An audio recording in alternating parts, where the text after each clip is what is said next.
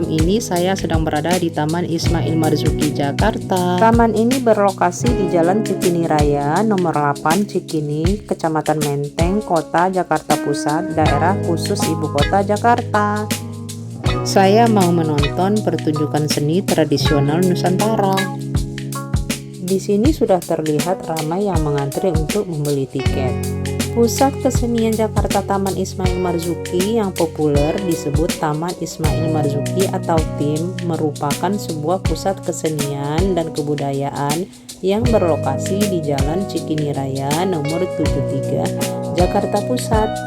Akhirnya saya sudah selesai mengantri dan saya sudah mendapatkan tiket untuk masuk. Di kompleks TIM berdiri juga Institut Kesenian Jakarta dan Planetarium Jakarta. TIM juga memiliki 6 teater modern, perpustakaan, balai pameran, galeri, dan gedung arsip. Acara-acara seni dan budaya dipertunjukkan secara rutin di pusat kesenian ini, termasuk pementasan drama, tari wayang, musik, pembacaan puisi, pameran lukisan, dan pertunjukan film. Sambil ngantri menunggu masuk, saya sempatkan membeli bunga untuk teman saya. Berbagai jenis kesenian tradisional dan kontemporer, baik yang merupakan tradisi asli Indonesia maupun dari luar negeri. Karena ngantrinya cukup lama, saya pun beli makanan. Malam ini saya mau menonton Def Dance Show, membuka gerbang petualangan baru.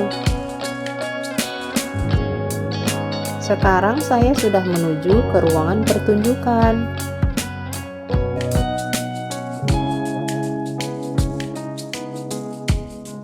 Saya sudah berada di ruangan pertunjukan.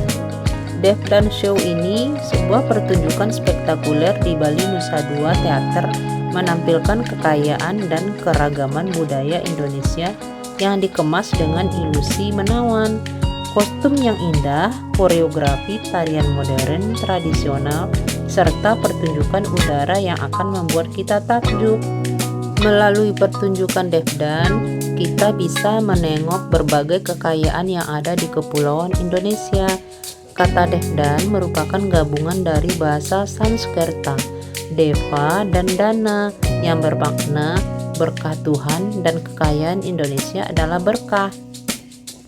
Kisah Def Dance bermula dari 2 orang anak yang tergabung dalam sebuah rombongan wisata di Bali. Mereka merasa bosan dengan tur tersebut dan memisahkan diri dari rombongan untuk menuju ke sebuah tebing yang menarik perhatian mereka. Mereka menemukan sebuah peti harta karun yang di dalamnya berisi benda-benda unik yang membawa mereka dalam sebuah perjalanan melihat kekayaan Indonesia. Bali, udeng bermula dari Pulau Bali yang disimbolkan dengan udeng Bali, yaitu ikat kepala laki-laki yang digunakan sebagai identitas budaya dan religi. Tari lesung merupakan sebuah ungkapan perayaan atas hasil panen padi dan biasa dilakukan oleh ibu-ibu. Tari lesung merupakan permainan musik yang diciptakan dengan memukulkan alat untuk menumbuk padi.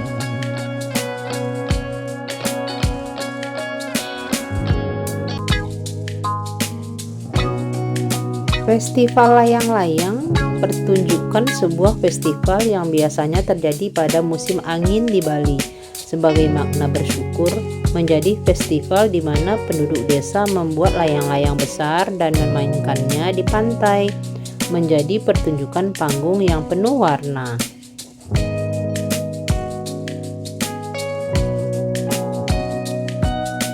Tari pendet, perpaduan antara tatapan tangan, jari, dan mata menjadi ciri khas dari tarian ini. Pendet awalnya adalah tarian pemujaan yang dilakukan di sebuah pura bagi umat Hindu di Bali. Penyambutan turunnya Tuhan ke dunia, pendet adalah pernyataan persembahan dalam bentuk tarian upacara.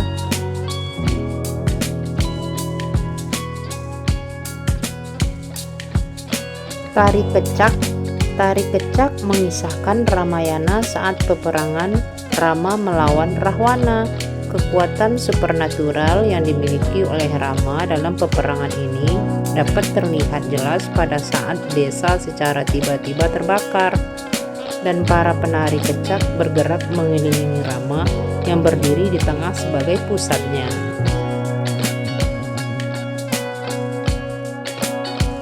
Kita beralih ke Sumatera, songket. Dalam istilah Melayu, songket berasal dari kata sungkit yang berarti mengaitkan dan mengambil sejumput kain tenun dan kemudian menyelipkan benang emas. Pecut. Pecut adalah cambuk tradisional yang digunakan untuk menggiring ternak. Tari tenun. Tenun merupakan proses pembuatan kain songket dan dibuat secara manual menggunakan alat khusus. Songket merupakan kain yang mewah untuk menunjukkan kedudukan sosial dan martabat yang hanya dipakai oleh bangsawan. Tari Saman. Tari Saman merupakan tarian yang berasal dari dataran tinggi Gayo, Aceh Tenggara. Selain sebagai media dakwah, tari Saman juga mencerminkan pendidikan, keagamaan, sopan santun, kepahlawanan, kekompakan, dan kebersamaan.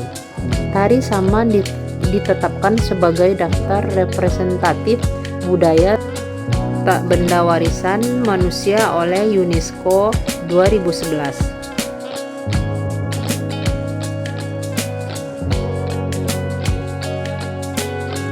Tarian Hujan. Tarian hujan merupakan simbol masyarakat yang berdoa kepada Tuhan untuk menurunkan hujan di tanah mereka yang kering akibat kemarau panjang.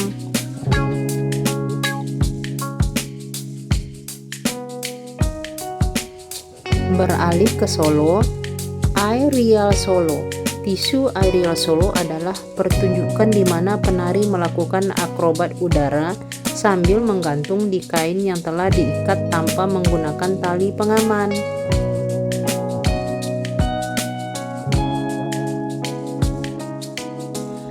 Jawa, keris. Keris merupakan senjata khas Jawa yang berfungsi sebagai senjata.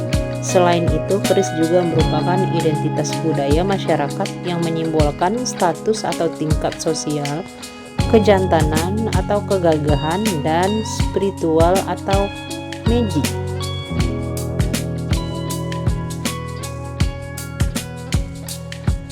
Rumah Joglo.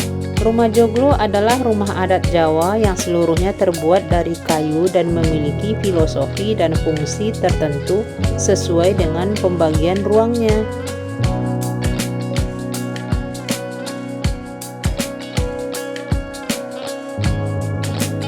Tari prajurit menampilkan berbagai gambaran masyarakat Jawa, mulai dari bangsawan atau putri raja, prajurit Jawa, hingga masyarakat biasa. Adegan tari prajurit melambangkan kegagahan, kekuatan, dan kesetiaan para prajurit Jawa.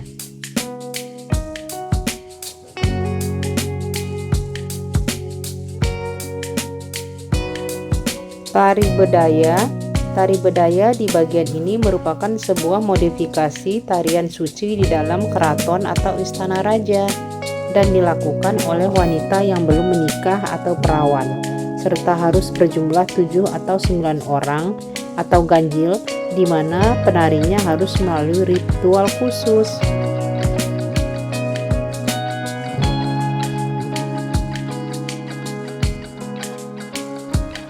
Wayang kulit. Tari bedaya dipadukan dengan adegan cerita wayang kulit yang dimainkan oleh seorang dalang. Wayang kulit ditetapkan oleh UNESCO 2003 sebagai karya kebudayaan Indonesia yang mengagumkan dalam bidang cerita, narasi, dan warisan yang indah dan berharga.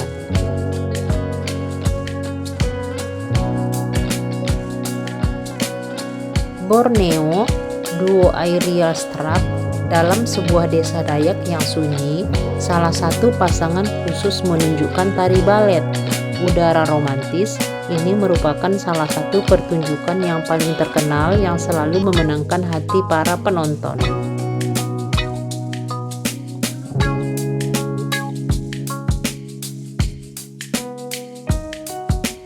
Tari air.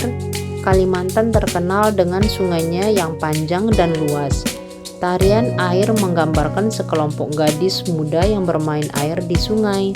Salah satu dari gadis ini akan benar-benar berenang di Sungai Panggung.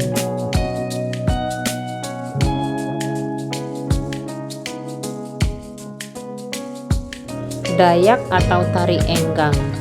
Dayak adalah nama lokal untuk penduduk asli Kalimantan. Terkenal dengan perempuan mereka yang anggun, cantik dan keyakinan kuat mereka dalam menggunakan ritual sihir kuno. Mereka mengenakan gaun khas lengkap dengan bulu enggang.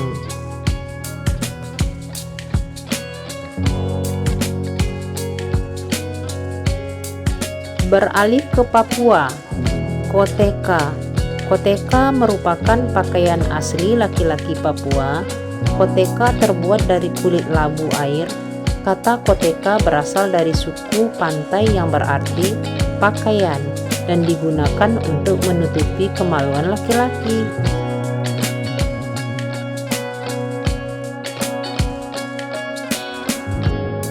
Tari Papua, tari yang menunjukkan masyarakat Papua yang tinggal di pedalaman hutan yang lebat. Mereka menari tarian suku mereka yang memungkinkan penonton merasakan energi dan semangat yang membumbung tinggi.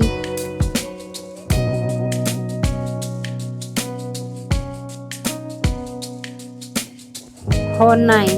Honai adalah rumah tradisional masyarakat Papua di mana atapnya berbentuk kerucut yang terbuat dari jerami.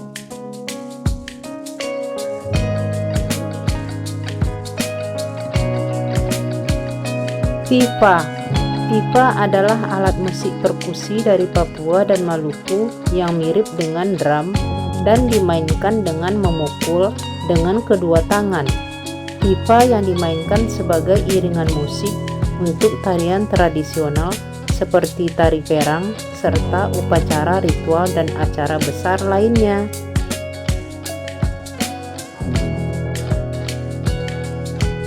Tari api, pertunjukan akan ditutup dengan atraksi dan para penari api yang memukau.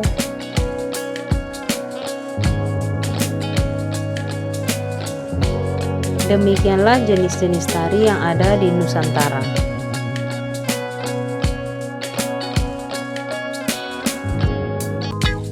Sejak berdiri pada tahun 1968 hingga kini, tim telah menjadi ruang ekspresi seniman yang menyajikan karya-karya inovatif seperti pertunjukan eksperimen, suatu dunia atau karya seni yang syarat dengan dunia ide. Tim membuka pintu seluas-luasnya bagi ruang berpikir dan berkreasi menuju seni yang berkualitas.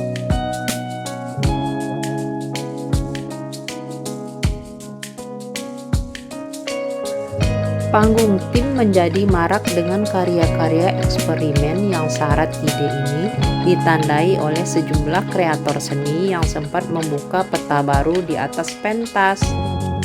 Di antaranya Rendra, pimpinan bengkel teater Yogya dari Kampung Ketanggungan Wetan, Yogyakarta. Awalnya, karya Rendra merupakan drama Big Pop atau drama mini. Kata SST ditayangkan di layar kaca TVRI pentas drama klasik Yunani.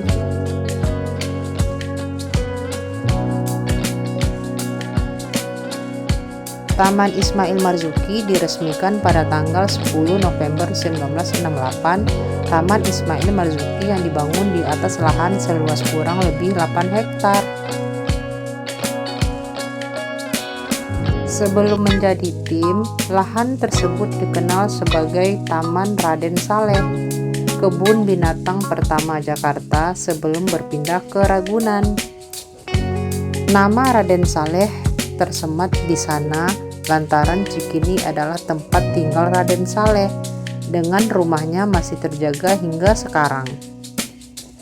Jejak awal berdiri Taman Ismail Marzuki menjadi ruang ekspresi bagi para seniman dan masyarakat, tempat lahirnya karya-karya seni inovatif dan pertunjukan eksperimental.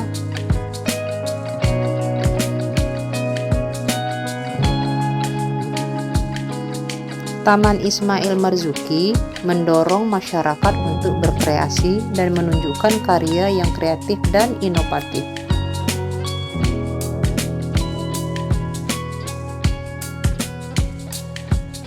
Tim juga menjadi tuan rumah Perpustakaan Jakarta yang berada di Gedung Ali Sadikin, khususnya di lantai 4, 5, dan 6.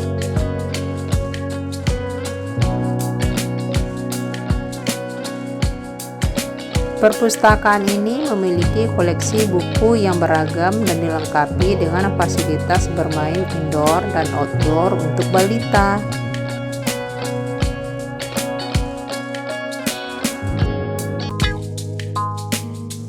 Taman Ismail Marzuki dengan berbagai fasilitas dan ruangnya menjadi tempat yang lengkap dan komprehensif untuk masyarakat dalam beraktivitas dan berkarya.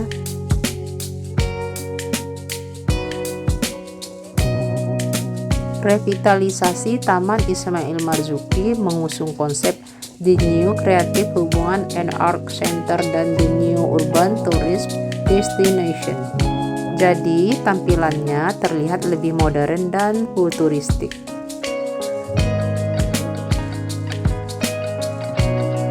Ada apa aja sih yang ada di Taman Ismail Marzuki? 1. Teater Taman Ismail Marzuki menjadi pusat kesenian Jakarta. Di dalam area Taman Ismail Marzuki ini terdapat teater kecil dan besar yang bisa dijumpai. Teater kecil dan besar menjadi tempat yang menggelar pertunjukan teater hingga pementasan musik. Untuk teater besar, ukuran panggung sekitar 14 x 16 meter dan bisa menampung hingga 100 penonton. Sedangkan untuk teater kecil memiliki ukuran panggung sekitar 10 x 6 meter dan bisa menampung sekitar 242 orang. Fasilitas yang ada di kedua teater ini sama, hanya saja untuk teater kecil tidak memiliki ruang ganti khusus. Baik itu teater kecil dan besar, keduanya sama-sama beroperasi mulai dari pukul 6 sampai 23. Yang kedua, planetarium. Tempat kedua yang paling banyak dikunjungi oleh para wisatawan adalah planetarium. Di planetarium adalah wahana wisata perbintangan dan benda-benda langit. Wisata ini cocok dijadikan sebagai wisata keluarga karena moms bisa sekaligus mengajarkan buah hati tentang dunia astronomi.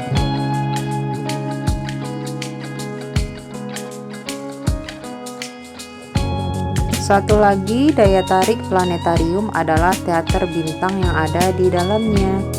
Di sini pengunjung dapat melihat pertunjukan bintang-bintang di dalam ruangan dengan langit-langit dalam kubah besar. Pertunjukan selama 50-60 menit tersebut juga mempertunjukkan sistem tata surya dengan segala isinya seperti adanya galaksi, matahari, bulan, dan planet-planet lainnya.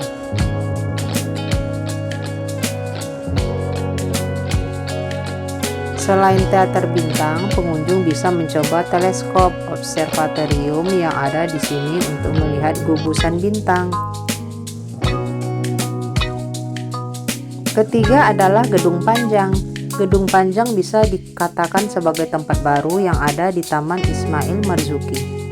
Gedung ini memiliki 14 lantai dengan beragam fasilitas yang ada di dalamnya. Terdapat co-working space, perpustakaan, hingga pusat dokumentasi sastra HB Jasin. Selain itu, di lantai 8-12 terdapat wisma bagi para seniman yang ingin menginap sebelum melakukan pementasan di sini.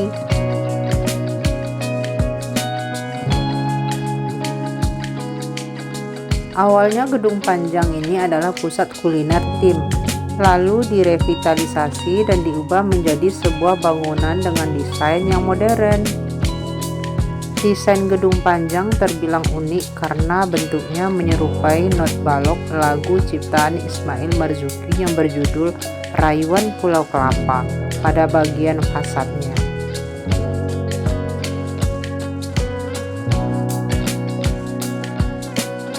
Yang keempat adalah taman parkir.